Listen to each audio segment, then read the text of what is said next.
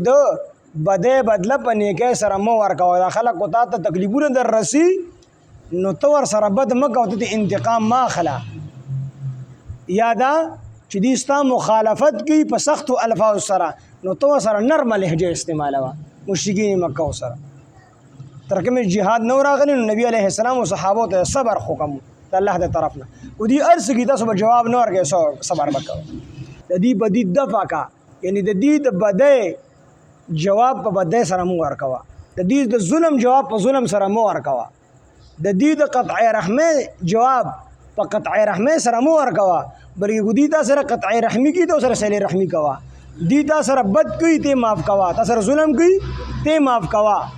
او تا ته چې کوم دی سخته لهجه استعمالي ته ورته نرمه لهجه استعمالوه.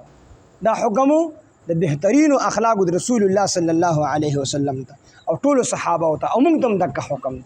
ځکه قرآن مجید عام دی نو موږ ټولو ته دا حکم دی چې موږ سره څوک بد کوي نو چې موږ ورسره بد نه کوو، موږ ورسره ښه کوو. موږ سره څوک خپلولي پرېږدي نو موږ به ورسره خپلولي ساتو، موږ به ورسره صلې رحمي کوو.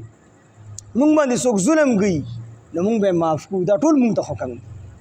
او دلته کې پکې دا حکم هم دی چې ادفع بالذي هي احسن سیئه. په جهاد کې خو چېرې کافر تا ته مخامخ راشي او دا کافر ماشوم دی نابالغه دی نو دی به نه قتلی، دی به نه قتلی. دغه رنګې زنانه راله دا به نه قتلی. د مذهب چې کوم پیشوایان دي او دوی تورې نه دي راغستې تا پسې، دی به نه قتلی. کومو خلکو پناه اخیستې ده تا پسې توره او وسله نه ده راغستې، دی به نه قتلی.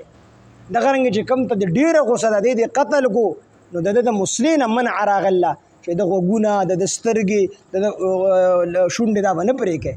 نو دې ته پکې حکم دی چې ته د بدۍ جواب دا په نیکۍ سره ورکوي.